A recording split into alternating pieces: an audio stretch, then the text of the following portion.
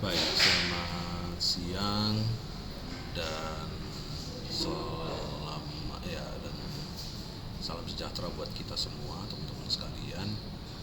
Eh, Mudah-mudahan semuanya sudah pada hadir di sini, walaupun saya lihat yang hadir di sini sebenarnya juga hadir dominan di ruangan saya saat ini, tapi karena ini nanti perlu untuk diulang-ulang kembali untuk bisa eh, dipahami kembali.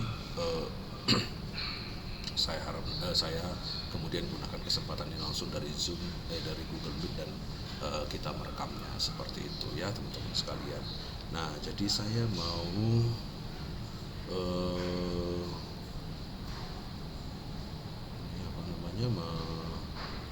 menjelaskan kepada kalian terkait panduan kita yang baru ya teman-teman. Ya, panduan yang baru ini mudah-mudahan nanti bisa mencerahkan pemahamannya kalian, eh, apa namanya lebih baik lagi terkait panduan yang baru ini, dan kalian bisa lebih paham apa yang mau dilakukan di panduan kita yang baru ini, seperti itu ya. Baik. Nah, mudah-mudahan sudah kelihatan layarnya saya. Sudah kelihatan? Sudah, Pak. Oke. Kalau sudah, saya jelaskan ya. Tulisannya masih sangat kecil, jadi saya perbesar ini ya. Jadi saya sudah buatkan mind mapping untuk penulisan proposal tugas akhirnya kalian. Tetapi saya lebih dahulu membuka dengan pemahaman dulu kepada kalian mengapa kalian perlu menyusun proposal supaya clear. Nah, apa sih tujuannya, kenapa proposal ini diperlukan? Nah, jadi proposal pada dasarnya yang pertama bertujuan untuk membantu menunjukkan spesifikasi yang jelas di dalam melakukan proyek penelitian yang saat ini adalah menjadi tujuannya kamu di tugas akhir ya, jadi sebuah proyek penelitian. Nah, proposal akan menjadi panduannya kamu. Jadi tentunya riset tidak akan dilakukan tanpa adanya guideline atau panduan yang jelas tentang apa yang mau dilakukan di dalam penelitian tersebut. Nah, kemudian dengan adanya proposal, nantinya para pembaca dan juga para pemangku kepentingan di dalam program studi itu punya kemampuan untuk menguji kesesuaian dari proposal yang kamu buat dengan syarat dan ketentuan yang ditetapkan di dalam program studi. Ya. Nah, walaupun mungkin kita belum punya kita belum punya syarat yang dideklarasi dengan clear atau dengan jelas, tetapi mudah-mudahan nanti ini minimal paling tidak penelitian yang kamu buat itu mengarah kepada topik akuntansi ya, atau yang hubungannya erat dengan akuntansi seperti itu. Nah, kemudian proposalnya kamu nanti akan menguji juga atau akan memaparkan kepada para pembaca apa yang menjadi kontribusi dan arah dari tujuan penelitian yang kamu lakukan, seperti itu. Nah, itulah yang menjadi tujuan yang sangat penting kenapa kalian itu perlu menyusun yang namanya proposal, seperti itu. Oke. Nah, yang menjadi masalah saat ini adalah sebenarnya bukan sekedar bukan sekedar apakah kalian paham atau tidak di dalam mengerti apa dan fungsi dari proposal itu, tetapi lebih daripada itu adalah tentang bagaimana kalian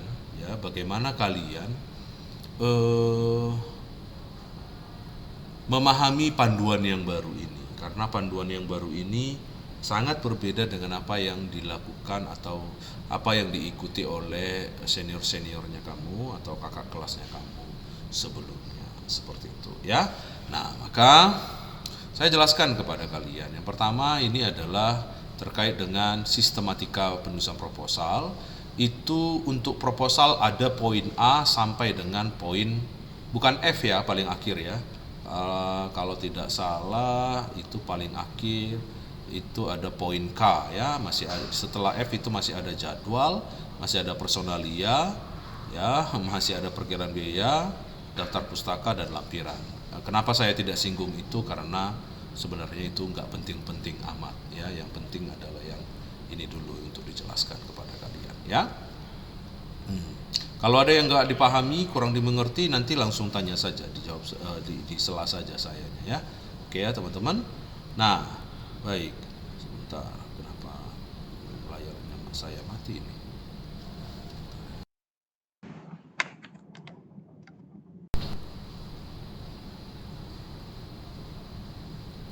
Oke. Nah, baik, kita mulai. Ya. Nah, jadi dari poin A sampai dengan poin F, itulah yang mau saya jelaskan kepada kalian. Mudah-mudahan nanti bisa memberi pemahaman lebih. Baik, saya mulai dengan sistematika yang pertama, ya. Bagian pertama itu adalah bagian pendahuluan. Ini bisa dilihat ya, bisa cukup jelas untuk dilihat. Nah, di bagian pendahuluan. Nah, jadi di panduan sebelumnya yang digunakan oleh kakak-kakak kelas kalian, sebenarnya bagian pendahuluan itu adalah bagian yang berisi tiga hal yang penting. Yang pertama itu adalah latar belakang, rumusan masalah atau tujuan penelitian sampai kepada manfaat penelitian. Nah, tetapi di buku panduan saat ini kamu jangan gunakan konteks yang sama. Ya, nggak kedengaran ya? Aduh, kenapa sih ini ya? Cek. Oke. Bentar ya. Google Meet nih memang selalu. Oh, bukan. Saya hilang sinyal.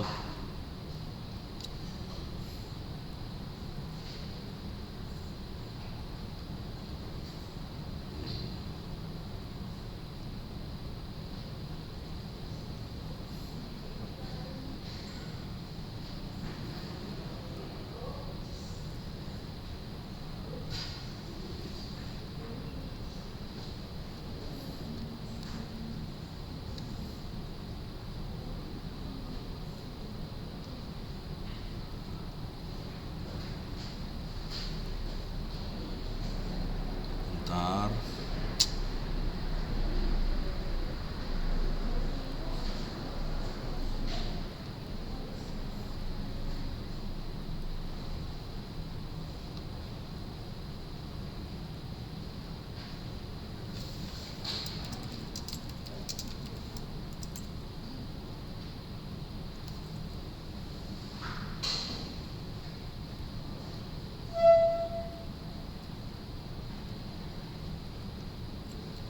Area saya hilang sinyal.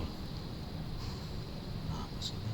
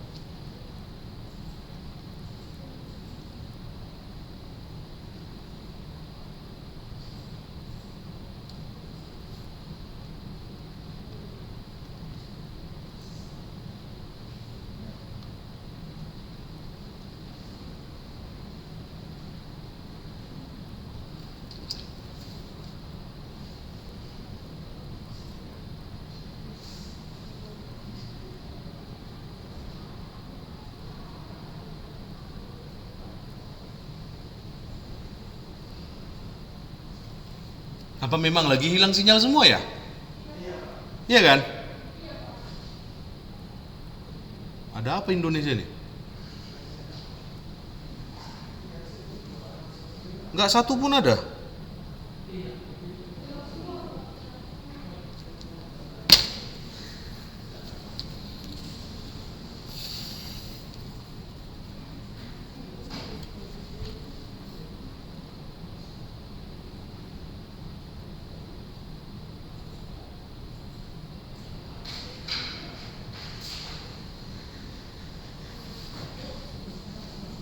No internet semua.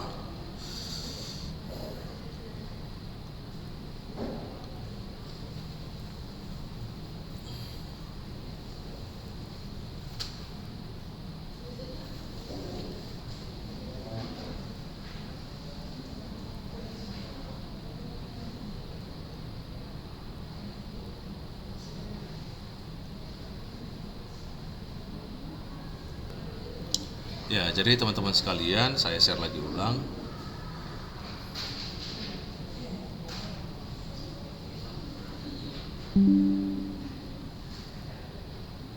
Sudah tampil ya?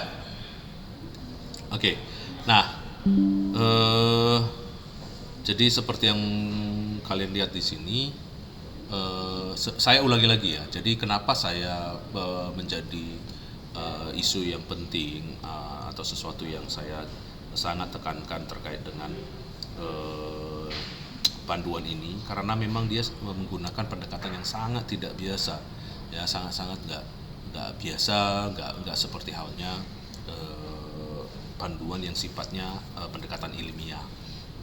Karena ternyata setelah saya telusuri lagi, memang jiwa proposalnya bukan untuk ilmiah, ya, tetapi saya nggak mau sampai proposal itu tidak pendekatannya tidak ilmiah. Jadi proposalnya ini seperti apa ya? Seperti hanya gini, hanya ya udah, yang penting aku siap, ini buktinya gitu. Jadi jangan sampai gitu. Kita pengen proposalnya kamu adalah bagian dari penyelesaian manuskrip. Jadi memang konsep dari panduan yang sekarang, proposal itu bukan bagian dari manuskrip. Nah, inilah yang memang salahnya. Nah, di satu sisi, proposal yang dia bukan menjadi bagian dari manuskrip, enak memang, dia gampang ngerjainnya, cepat. Tetapi di sisi lain, nanti ketika kamu ngerjain manuskrip, kamu pusing lagi gitu. Nah, jadi kadang-kadang aku bingung, saya bingung ini, manfaatnya di mana bikin proposal bentuk seperti ini. Tapi kita ikutin saja, ya. Kita coba ikutin, namun dengan pendekatan tetap menjadikan proposal ini adalah bagian dari bagian dari manuskripnya kamu untuk dapat dilanjutkan nanti. Kenapa begitu? Nah, perhatikan ya teman-teman sekalian. Nah, lihat ya, bagian sistematika proposal itu tidak pakai bab, pakai A sampai K. Bahkan penulisan babnya atau penulisan sub-sub judulnya itu dibuat di kanan, seperti bikin proposal bisnis saja gitu ya, yang suka-suka hati, yang bisa bebas gitu. Padahal ini kan tugas akhir. Kadang-kadang kita bingung gitu, judulnya penulisan tugas akhir, tapi kenapa tidak mengikuti kaidah keilmiahan seperti itu. Nah, jadi nanti ada hal yang kita ikuti, ada yang tidak ya teman-teman sekalian. Nah, padahal ini kan proposal ya, sistematika proposal. Padahal sistematika laporan, laporan itu pakai bab 1, 2, 3 sampai 7, hebat memang ya. Baru di WBI lah level sarjana babnya sampai 7 ya, sedangkan di saya aja udah S3 babnya saya sampai 6 kok paling banyak gitu ya. Nah, cuma di WBI lah babnya sampai 7. Jadi saya juga speechless ya kan dengan ini semua. Jadi kita ikuti aja dulu ya. Kita ikuti aja lah. Nggak apa-apa kalau kamu ngobrol di sesama mahasiswa nanti Pak Marbun aja bingung, nggak apa-apa, bilang aja. Untuk mengetahui kita waras, kita harus gila. Kita nyampaikan aspirasinya juga nggak bisa ditampung seperti itu. Ya teman-teman sekalian. Oke, jadi itu yang mau saya maksudkan. Nah, sekarang kita pahami pelan-pelan ya, yang dimaksudkan di sini sebagai bagian dari setiap unsur yang ada di proposal. Nah, yang pertama mau kita bahas itu adalah pendahuluan atau latar belakang. Nah, kenapa saya buat latar belakang? Karena kalau dulu bab 1 itu pendahuluan itu berisi latar belakang, berisi rumusan permasalahan, berisi tujuan penelitian, berisi manfaat penelitian. Nah, di sini dibuat namanya pendahuluan, tapi sebenarnya pendahuluan di sini itu maksudnya latar belakang ya teman-teman sekalian. Oke, jadi pendahuluannya disimplify, diminimaliskan. Oke. Nah, apa yang harus kalian lakukan di pendahuluan? Ini saya berikan pemahamannya kepada kalian. Saya menetapkan kalau boleh semua bimbingannya saya itu ya bagian latar belakangnya itu paling tidak itu 3 sampai 5 halaman. Ya, paling minimal itu berada di 3 halaman, ya. Nah, apa yang harus kamu nyatakan di dalam bagian pendahuluan? Pertama itu adalah kamu harus menyatakan kepada pembaca. Jadi tujuan utama proposal ini dibuat adalah pembacanya. Jadi kamu menulis bukan untuk dirimu saja, tetapi juga untuk pembacanya. Jadi menyatakan kepada pembaca terkait apa yang menjadi isu, topik atau permasalahan yang diangkat di dalam penelitian ini. Jadi harus clear, harus jelas sebenarnya apa permasalahan yang mau diangkat di dalam penelitian ini. Jangan tanggung gitu. Jangan nggak nyampai pesannya. Nah, kemudian yang kedua, menyatakan pertanyaan. Jadi kalau kamu nyusun latar belakang, dia harus bisa menjawab satu pertanyaan. Apa yang akan saya lakukan? Jadi di dalam latar belakang ini harus jelas menjawab apa yang akan kamu lakukan, seperti itu. Nah, kemudian yang ketiga, menyajikan rasional. Rasional itu tahu nggak? Logika. Rasional. Makanya kamu disuruh membuat tugas akhir yang basisnya adalah keilmuan, karena mau melatih kemampuannya kalian itu berlogika, ya, membentuk rasional di dalam dirinya kamu, ya. Jadi menyajikan rasional dari penelitian yang diajukan. Apa logikanya? Serta memberikan justifikasi. Kalau nggak ngerti justifikasi itu adalah seperti bagian dari konfirmasi sesuatu yang ingin dicapai, ya. Oke, menjustifikasinya. Jadi menyajikan rasional atau logika dari penelitian yang akan dilakukan dan memberikan justifikasi kenapa kamu perlu melakukan itu. Nah, lebih lanjut, bagian dari pendahuluan atau latar belakang di sini harus dapat memberikan gambaran bahwa topik yang kamu bahas itu sesuai dengan minatnya kamu. Nah, ini banyak masalah nih di sini. Banyak yang merasa bahwa, Pak, ini nggak sesuai minat saya. Tetapi kalian sih kayaknya banyak yang sebenarnya juga belum tahu nih minatnya di akuntansi yang mana ya gitu. Mungkin kayak ini ya, si teman-teman yang risetnya di UMKM ya, Putri, Brerina, sama siapa itu? Melisa misalnya kan. Itu mungkin nggak terbayang dulu bahwa dia punya minat di pembahasan akuntansi manajemen misalnya. Nggak terbayang mereka mungkin, ya kan. Tetapi ya mau nggak mau harus jadi minatnya kamu nanti itu, seperti itu. Nah, misalnya juga teman-teman yang RBIA ya, Risk Based Internal Audit. Nah, saya yakin Rizky, Merilda mungkin pasti oke pemahamannya di akuntansi keuangan, tapi belum tentu pemahamannya di audit. Nah, jadi ini memang tricky ya, sangat tricky sekali. Jadi harus betul-betul bisa kamu tunjukkan bahwa kamu punya minat di situ, seperti itu ya.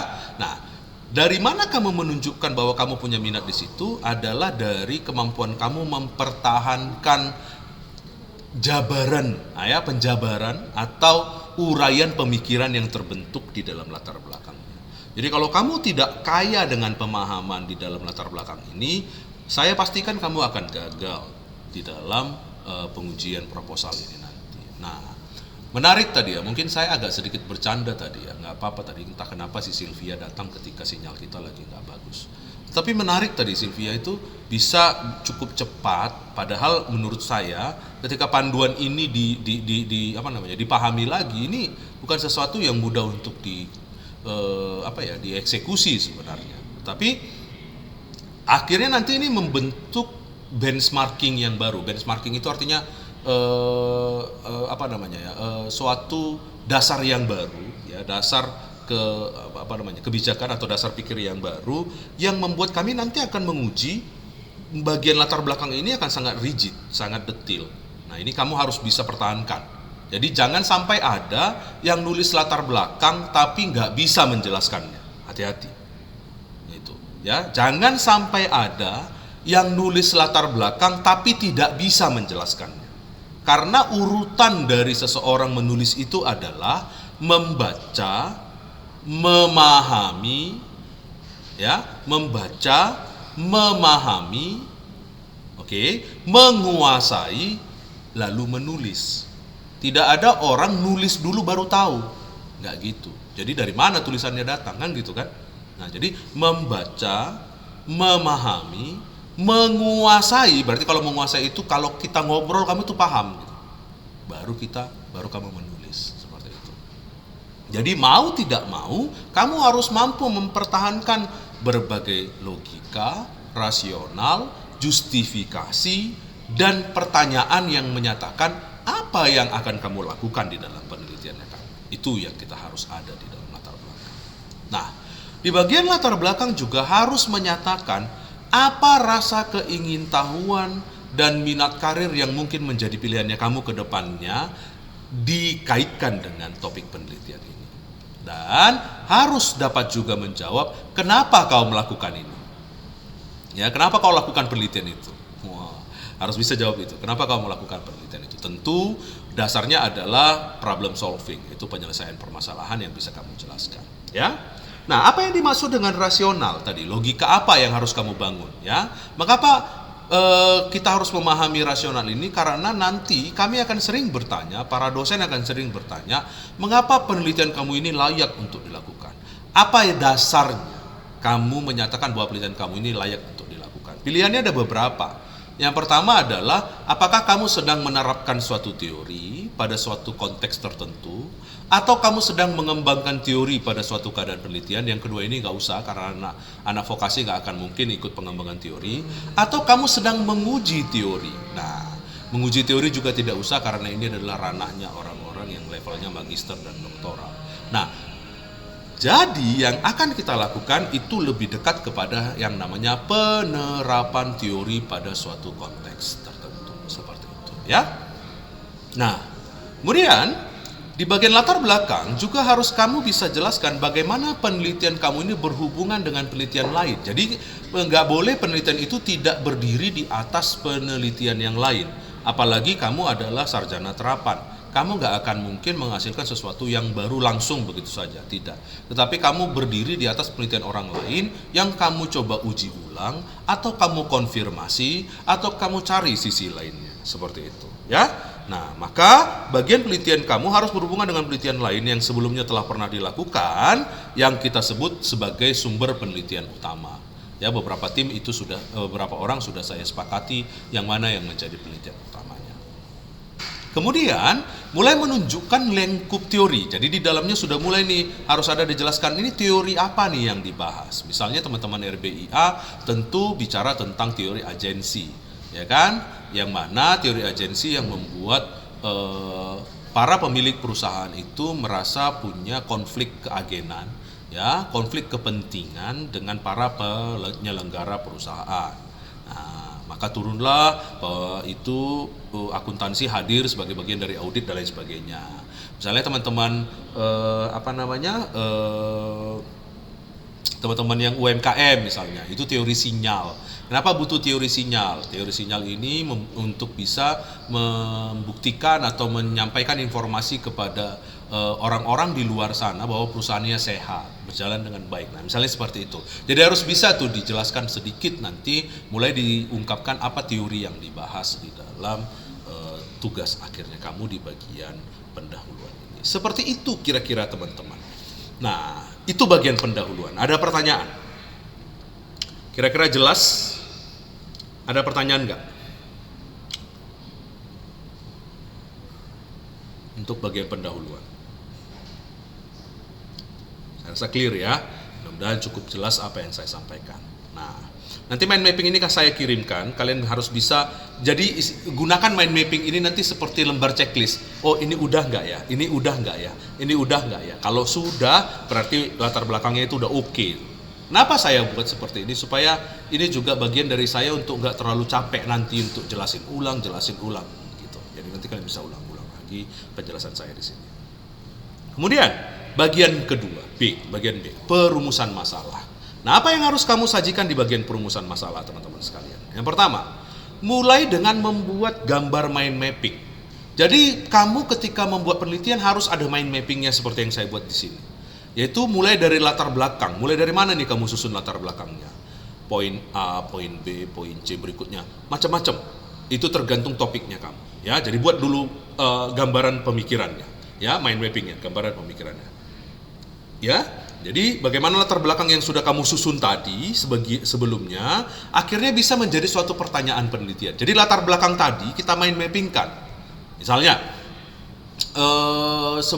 misalnya teman-teman RBIA. Mereka katanya butuh yang namanya risk-based internal audit. Dari mana tuh kalian susun? Misalnya, perusahaan berjalan dengan baik. Next, berikutnya. Tetapi perusahaan tidak berkembang sebagaimana mestinya perkembangan dari sebuah perusahaan yang harusnya sudah umurnya sekian. Kan gitu ya. Turun lagi. Mana lagi kalau hubungannya? Oh iya, ada masalah di dalamnya. Misalnya bisa pecah 3 lagi ke bawah. Masalahnya bla bla bla bla bla. Nah, ada 3 gitu. Nah, itu adalah seperti bagian dari mind mapping sampai akhirnya mengarah kepada apa yang menjadi pertanyaan penelitian itu. Ya, misalnya apakah dapat dilakukan internal audit berbasis risiko di PT ini? Merujuk kepada permasalahan yang ada. Baru jadilah dia pertanyaan penelitian. Seperti itu yang kemudian kita rumuskan masalahnya. Berarti perumusan masalahnya apa? PT bla bla bla mengalami permasalahan begini. Misalnya seperti itu. Baru diikuti dengan uraian tujuannya nanti. Seperti itu. Oke? Nah, jadi ini di mind mappingnya disusun dari latar belakang.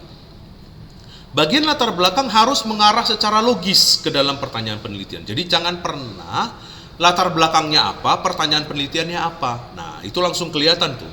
Jadi kalau nggak connect antara bagian B dengan bagian A, itu gagal total. Gagal total itu nggak akan bisa dilanjutkan. Ya, jadi bagian latar belakang harus mengarah secara logis ke dalam pertanyaan penelitian, maksudnya apa dan tujuan penelitiannya. Ini harus membuat pembaca dari proposalnya kamu nggak ragu. Dia tidak ragu tentang apa yang ingin dicapai oleh penelitian itu. Jadi kalau udah inline di di latar belakang dengan perumusan masalah, maka itu sudah klop. Itu nggak akan ada pertanyaan lagi dari para pengujinya kamu nantinya. Dan cenderung nanti kalian akan tinggal diuji kemampuannya menjelaskan saja seperti itu. Nah, mind mapping tersebut harus menyematkan teori dan lingkup pembahasan yang relevan. Jadi harus sematkan teorinya. Nah, nanti coba cari-cari bentuk-bentuk dari mind mapping ya teman-teman ya. Jadi coba cari itu di Google banyak ya mind mapping. Coba bentuk-bentuk dari mind mapping seperti itu. Nah, setelah itu diikuti dengan uraian dari pertanyaan penelitian. Nah, mind mapping yang di sini konsep map ya teman-teman ya. Konsep map. Jadi pemetaan konsep, bukan mind mapping yang yang randomized mapping ya. Yang randomized mapping itu yang topiknya di tengah lalu bisa berbagai macam cabang-cabang dari pemikirannya, enggak. Nah, tapi yang kita gunakan itu konsep map ya. Konsep map itu berarti dia udah terpola ya, terpola kenapa dipecah 3, kenapa cabangnya ada 3, kenapa dia satu arah tidak 2 arah, itu yang kita sebut sebagai konsep map seperti itu. Nah, sampai bagian perumusan masalah ada pertanyaan.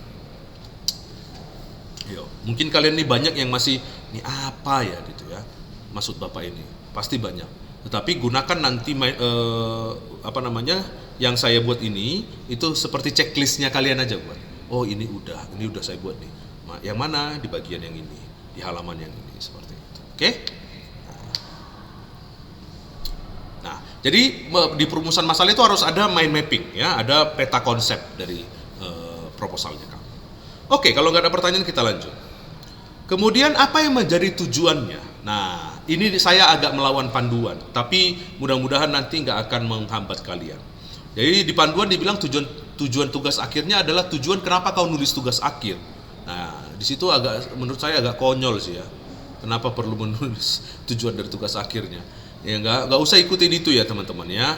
Nanti saya akan ngomong ke pengujinya dan saya akan ambil posisi di situ ya. Saya juga akan ngomong ke Kaprodi nanti terkait itu. Nah, tujuan tugas akhir itu uraikan saja apa tujuan penelitiannya. Kan masalahnya udah dirumuskan tadi di atas kan? Masalahnya udah dirumuskan, maka masalah itu kita konversi menjadi kalimat tujuan penelitian. Dan kemudian uraikan potensi luaran hasil penelitiannya. Misalnya, anak-anak RBIA nanti bisa menghasilkan kertas kerja internal audit berbasis risiko. Anak-anak yang UMKM tadi Putri, Brerina, sama Melisa itu akan bisa menghasilkan misalnya sebuah sistem yang terkomputerisasi, misalnya, ya kan? Atau sebuah buku panduan, misalnya seperti itu. Nah, anak-anak yang ikut sama saya yang di penelitian Financial Distress and Corporate Turnaround itu mungkin nanti bisa ngasilin kertas kerja dari Financial Distress dan Corporate Turnaround, misalnya seperti itu. Luarannya kan ada tuh ya di buku panduan, yaitu luarannya itu ini ya, saya tunjukin. Luaran penelitian kita itu harus ini, ya. Apakah dalam bentuk desain, bentuk prototipe, atau bentuk prosedur baku, atau dalam bentuk karya seni, macam-macam ya caranya. Nanti kita akan kondisikan mendekati apa yang dimintakan di 4 jenis item tersebut, seperti itu. Oke? Nah, sampai bagian C ada pertanyaan? Oke, kalau nggak ada kita lanjutkan. Next, berikutnya kontribusi dari tugas akhir. Nah, uraikan apa kontribusinya? Oke, kontribusinya itu dinyatakan ke dalam 4 item. Yang pertama, apakah dia 5 item. Apakah dia melakukan upaya pemecahan masalah dalam lingkup yang lebih besar, atau peningkatan kesejahteraan, mungkin ini tidak ya, atau kemajuan industri, ini juga tidak. Sepertinya panduan kita ini di copy paste dari panduannya anak D4 teknik elektro, teknik mesin gitu ya. Jadi memang ya begitulah kita di sini. Ya oke. Jadi pengembangan ilmu pengetahuan dan teknologi dan seni, ya ini mungkin iya. A dan D iya mungkin. Atau pengembangan kelembagaan. Yang E juga tidak mungkin. Jadi nanti kita sesuaikan dengan mana yang menjadi mungkin menjadi bagian dari uraian kontribusi tugas akhirnya kita. Oke? Nah, baik, itu gampang. Sekarang tinjauan pustaka. Nah, di proposal tinjauan pustaka itu sangat minimal ya. Jadi nampak di situ itu sepertinya sangat minimal, nggak menjadi fokus ya. Jadi tinjauan pustaka itu harus kondisional mengungkapkan lingkup implementasi teori kepada topik, isu dan permasalahan penelitian. Jadi harus relate. Jadi nggak boleh lari dari apa isu dari topik, dari isu, dari permasalahan yang dibahas. Sampai kemudian harus ada tabel review penelitian terdahulunya. Jadi jangan sampai lupa yang ini. Oke? Ini gampang. Nah, saya mau tekankan di tinjauan pustaka cuma satu hal. Jangan copy paste. Ya, jangan copy paste. Jadi kamu baca, tulis ulang. Itu caranya. Supaya tidak perlu copy paste. Jangan terdorong untuk copy paste, teman-teman. Baca, ketik ulang. Baca, pahami, tutup filenya, tulis ulang. Baca, pahami, tutup filenya, tulis ulang. Maka kenapa saya suruh kalian pakai jurnal internasional? Sebenarnya keuntungannya satu dan sangat penting. Kalau kamu pakai jurnal internasional, kamu tidak akan termotivasi untuk copy paste. Nah itu. Jadi kamu kalau pakai jurnal internasional, kamu wajib baca, wajib memahami, sehingga berikutnya kamu tinggal ketik apa yang kamu paham. Seperti itu. Oke? Jadi hindari copy paste itu. Next, tinjauan pustaka gampang. Ini yang paling sulit. Bagian metodologi penelitian. Wah, banyak ya metodologi penelitian nih ya. Kalau saya tarik nih, banyak nih cabangnya. Oke. Nah, metodologi penelitian. Metode penelitian itu harus menjawab tentang tadi ya. Jadi kalau kamu mau memastikan bahwa metode penelitian itu udah benar atau salah, kamu harus bisa jawab ini, ya. Bagaimana saya akan melakukan penelitian ini? Bagaimana saya akan melakukan penelitian ini? Oke. Nah, kalau saya nguji ya ini yang saya tanya. Gimana kau melakukan? Ya. Oke. Nah, pilihan metodologinya ada 3. Apakah kuantitatif, kualitatif, atau mix? Nah, beberapa dari kalian nanti akan ada yang kuantitatif seperti Samuel dan Rivaldo, itu udah pasti kuantitatif. Beberapa dari kalian nanti akan ada yang mix. Jangan pernah berpikir bahwa kamu kualitatif. Teman-teman, penelitian kualitatif itu bukan penelitian yang mudah. Makanya nggak banyak manusianya di dunia ini yang ahli di bidang penelitian kualitatif. Kalau ada di WBI yang menyatakan dirinya adalah ahli di penelitian kualitatif, saya juga bingung dari mana beliau menyatakannya. Ya, jadi kita pilihannya hanya akan 2 ini, kuantitatifkah atau mix. Ya, ini mau saya jelaskan apa bedanya kuantitatif dan mix di sini, teman-teman. Baik, saya jelaskan ke kalian. Dah? Oke, sebentar ini dia. Ketika kita mendesain suatu penelitian, pilihan metodologinya ini berujung kepada apakah kita akan menggunakan pendekatan kuantitatif atau kualitatif atau mix seperti itu. Nah, nanti ini akan saya buatkan di Notion ya, bukunya ya, nanti saya berikan ke kalian. Nah, The Research Onion. Jadi ini adalah pemetaan dari suatu riset ya. Nah, riset itu sebenarnya itu punya beberapa cabang ya, mulai dari cabang filosofi ya, itu mulai dari positivism, critical realism, interpretivism, postmodernism sampai pragmatism. Oke. Nah, penelitian yang baik saat ini itu adalah penelitian yang basisnya positivism. Dasarnya adalah positivism. Cara menarik teori itu bisa dengan deduction, abduction, atau induction. Ini cara menarik rasional atau logikanya. Ya. Nah, dari rasional dan logika suatu penelitian yang udah disusun, kalian itu bahasnya, kalian melakukan approach to teori itu di bab 1 dan di pendahuluan atau latar belakang dan rumusan masalah, bergeraklah kepada metode penelitiannya. Nah, metodenya itu bisa kuantitatif atau kualitatif atau mix seperti itu. Nah, dari metode inilah turun menjadi strategi. Apakah eksperimen, survei, archival, case study dan lain sebagainya. Nanti saya akan jelaskan per orang ini case-nya nanti.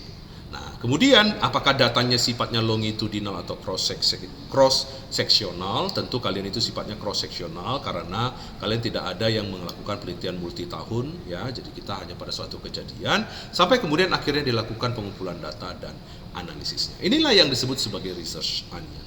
Nah, maka dari itu, kita harus paham dulu, kita mau ngambil yang mana nih methodological choice-nya. Nah, saya sarankan itu kita masuk di kuantitatif dan mixed method.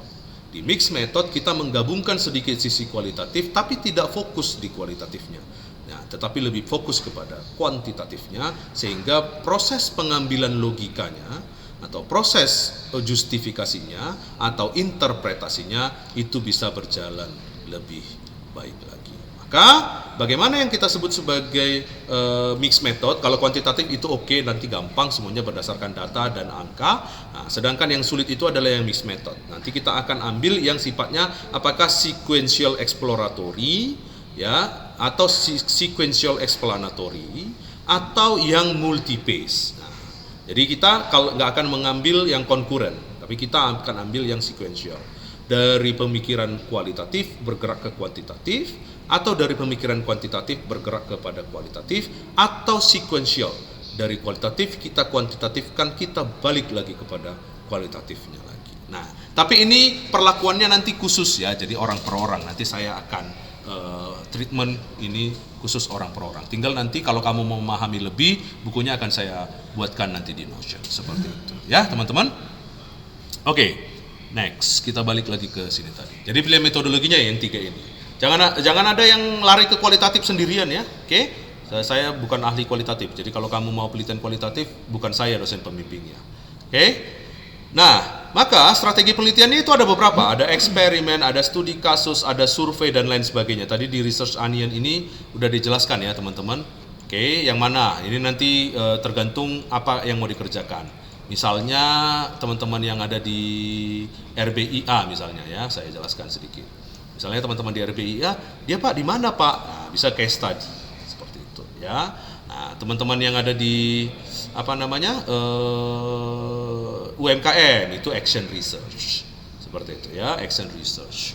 Nah, teman-teman yang yang ikut saya ya, yang financial distress sama corporate turnaround itu bisa masuk ke archival research. Nah, atau ada yang nanti ke eksperimen. Nah, teman-teman yang misalnya juga yang maksud saya yang jalankan bisnis itu masuk ke eksperimen. Ya, nanti jadi ini juga sifatnya nanti akan sangat personal treatment seperti itu. Oke? Baik, itu strategi penelitiannya. Next. Apa deskripsi jenis datanya? Nah, tentu primer kah atau sekunder kah? Misalnya teman-teman RBIA pasti jenis datanya primer, dicampur dengan sedikit sekunder. Nah, teman-teman yang di UMKM itu datanya sangat primer, seperti itu. Oke? Nah, jadi itu nanti jenis deskripsi datanya.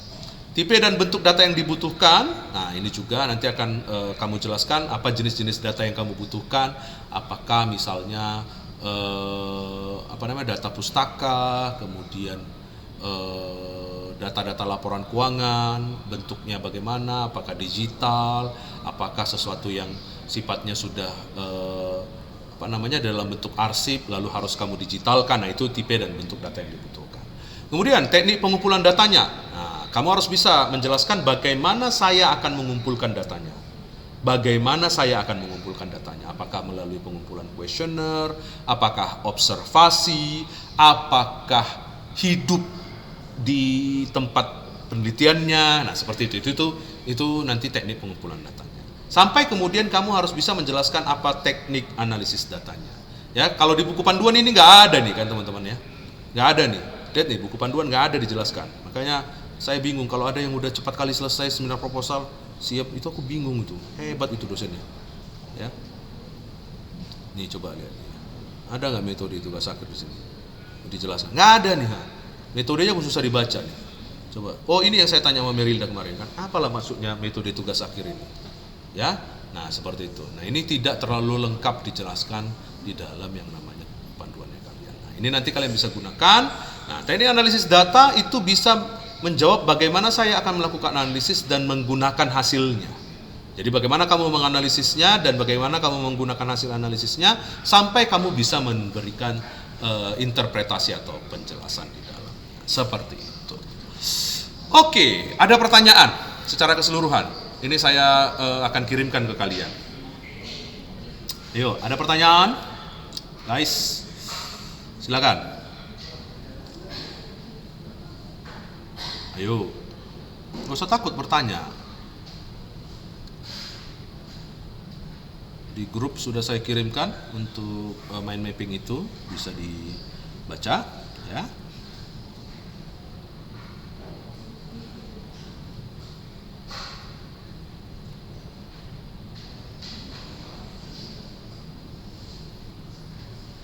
Ayo, jago saya jelaskan kalau gitu ya.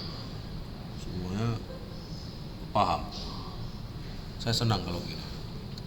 Oke, nah teman-teman, saya berharap dengan penjelasan ini kalian bisa lebih cepat paham, lebih memahami, sehingga saya nggak akan punya beban yang sangat berat untuk mengulang-ulang lagi, atau saya jadi kecewa kalau proposalmu datang. Ya, jadi saya harapkan proposalnya datang, itu kamu checklist dulu di sini. Oh, ini udah.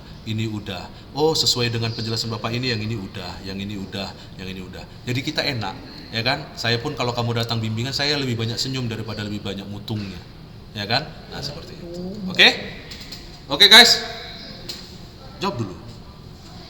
Oke, Pak. Oke. Baik, kalau oke, kita sudahi saja karena kan ini kan hanya untuk merekam sebenarnya ya. Oke, biar karena semalam saya merasa sepi aja kalau rekam sendiri ya. Oke guys, itu aja. Pak, izin bertanya Pak. Oh, ini direkam ya Pak? Iya, direkam lah. Oke, baik Pak. Terima kasih Pak. Bisa ya? Pertanyaannya itu aja gitu. Ini direkam gitu. Ya Allah. Siapa yang nanya itu, Rik? Pak Rizky. Barusan saya bilang ini direkam. Ini kan tujuannya untuk rekaman. Oke lah. ABS. Baik ya, itu aja ya teman-teman. Ya, yang nggak di WBI segera boleh merapat ke WBI. Teman-temannya kamu udah mulai menunjukkan suasana sedang tugas akhir di WBI ini. Jadi ya boleh kamu gabung ke WBI, tapi juga kalau masih sulit nggak apa-apa. Kita bisa update-updatean di Notion juga. Oke, itu aja. Selamat siang dan selamat mengerjakan dan semangat semua. Thank you. Terima Siang, kasih, Pak. Pak. Selamat siang Pak. Semangat. Oke.